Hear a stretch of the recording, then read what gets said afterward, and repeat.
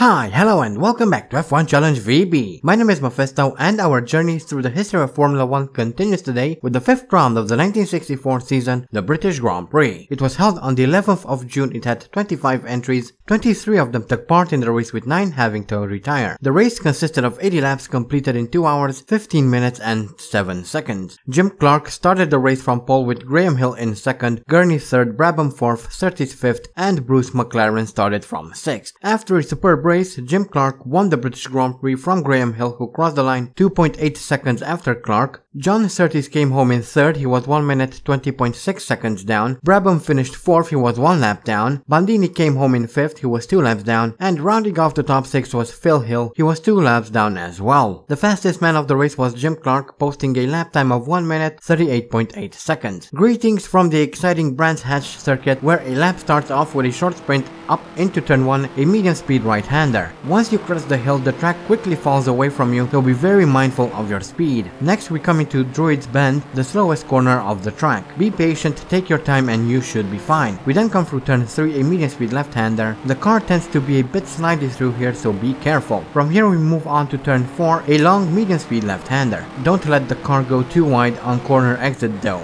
This leads onto the longest straight on the track, which ends with Hawthorne Bend, turn 5, a fast right-hander. Once again, be careful and don't let the car go too wide, as you could lose precious seconds. Coming up is another fast right-hander before we start going up the hill towards turn 7. Yet another fast right-hander. The car likes to understeer through here, so stay alert. This is followed by turn 8, a medium speed left-hander. This one is fairly easy to mess up, so caution is advised. Finally, we come through the last corner of the track, a very long right-hander that goes up the hill and brings us around onto the main straight, and that is a lap around the Brands Hatch circuit. And here we are in qualifying, coming around to set our first qualifying lap, a 136.469, not very good as I go very wide through Paddock Hill Bend here. Hopefully we can somehow recover that time and improve on our current lap time, because that's not very good. I did indeed manage to improve slightly, a 134.8.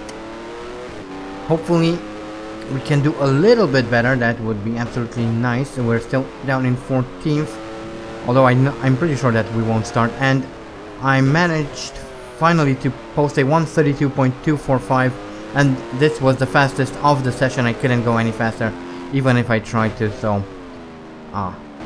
it looks like we will be starting from 8th, probably not, most likely not, but I guess that was a pretty good qualifying session. And here are the previous British Grand Prix winners, and the last time Andy Higgs won here was in 1959, I think in Aintree, so this is going to be quite interesting. Hopefully we can see Andy do well. Anyway, we have Jim Clark on pole with Mike Spence in 2nd, Richie Ginster is 3rd, followed by Peter Arundel in 4th, Dan Gurney is 5th, Bob Anderson 6th.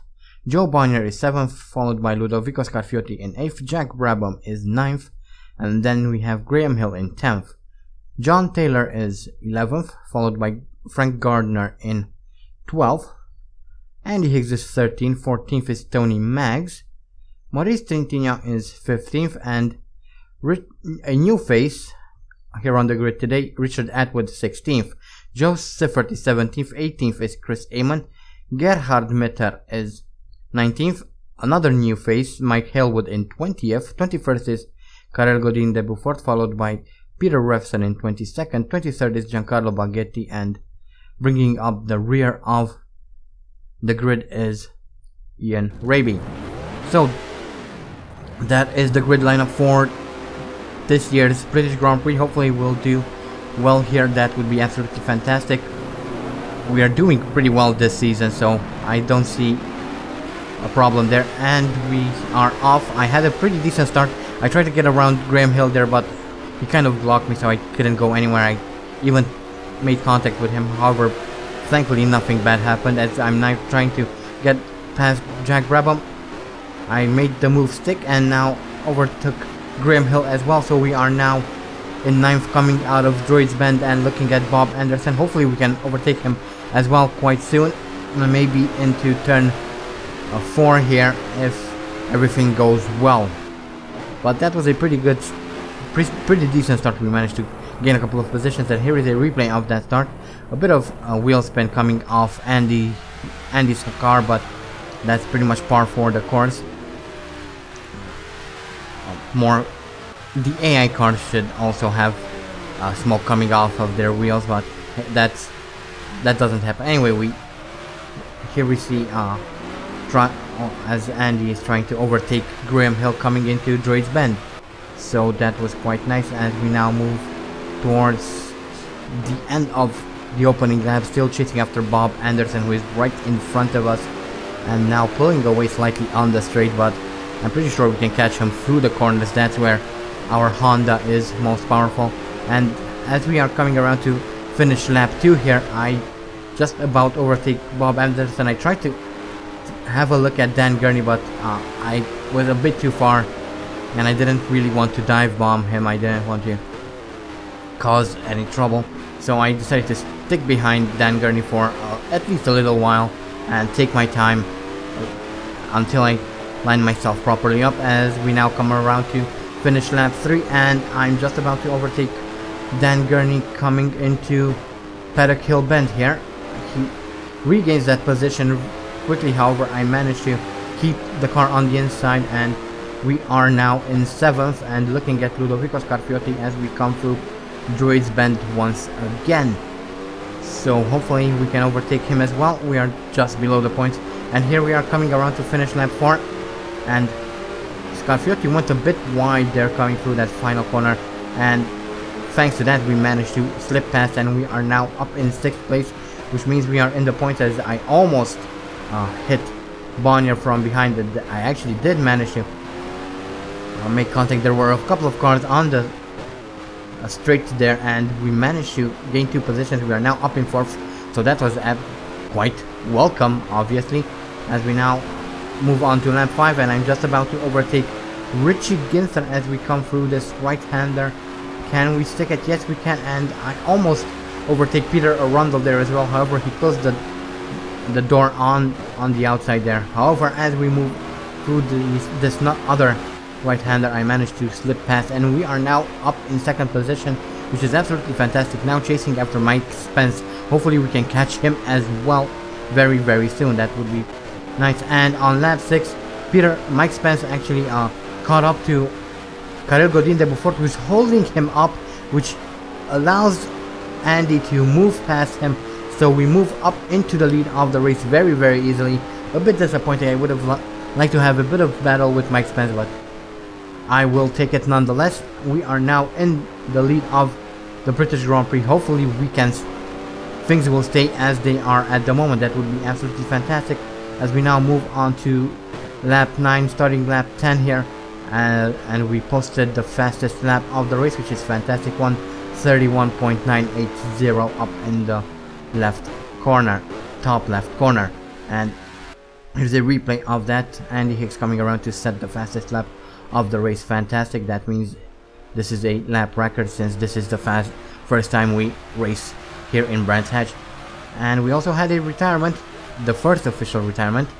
This is Peter Revston coming out of Droid's Bend, and we see smoke coming out of the rear of the car. He pulls to the side of the road, and that is the end of his race, unfortunately for him, as I try to get away from Mike Spence now on lap 14. There's a gap of around 7 seconds to Mike Spence behind us, and here we see a replay of Bonnier coming into the pits. We can't really see him. The camera position is not very good, and there are a lot of people on the pit lane, but we can just about see him there at the end. He went into the pits with a gearbox problem. As we now move on to lap 23, not much has happened after that, so we are looking at a back marker in front of us. Hopefully he'll give us space, so he should, as we take a look at a replay of John Taylor, who kind of hits the Scuderia Centro Sud car there. Then he loses control, hits the embankment, probably damages his suspension, and he is out of the British Grand Prix as well. As we now move on to lap 24, some more back markers here. Hopefully they'll just move out of the way and let Andy pass. As we take a look at a replay of Joe Siffert here, who comes through turn 4 very wide.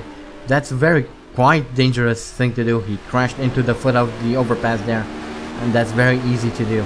As we now come around to lap a bunch of more slow cars, so that doesn't quite make sense. But anyway, that happened as we take a look at a replay of Gerhard Mitter, who loses control of his Lotus and ends up at the side of the track there. As we now move on to the final lap of the race, coming around to take the win of the British Grand Prix. Fantastic news for Andy Higgs. That's the second win of this season for him, I believe, so that's very nice. Mike Spence finishes in second, Jim Clark third, Peter Arundel for fifth, Richie Ginser and Bob Anderson is in sixth. And quite a few people actually managed to finish this race, which is absolutely fantastic. And once again, a very good result for Andy Higgs. This is going to help his push towards the championship, his eighth championship title, as we take a look at the retirements now. Anyway, that was the British Grand Prix. A very good result for Andy, obviously, so this is going to help in the long run. As I said, it looks like this year we are contenders for the title, which is absolutely fantastic. But anyway, here are the career statistics, and this was Andy's 126th Grand Prix. His best start is from first, has 8 pole positions, has set 20 fastest laps. His best finishes in first, has completed 82 races, 66 of them in the points, has won 38 Grand Prix, 4 at the Indianapolis 500, 6 in Monaco, has 7 championships under his belt, has scored a total of 451 points, has retired 44 times, has experienced 2,729 out of 3,369 laps, has 6 bronze trophies, 15 silver trophies, 38 gold trophies, and as an extension, 38 podiums. And here is a quick look at the championship standings. Andy Higgs moves into the lead with 30 points. Jim Clark is second with 19. Mike Spence third. Fighting for fourth are Gerhard Mitter, Lorenzo Bandini, and John Surtees. The last person to score points is Bob Anderson, down in 20th. And bringing up the bottom of the standings is Richard Atwood, down in 34th. So those are the driver standings. Obviously, very good news for Andy. Now let's move on to the constructors.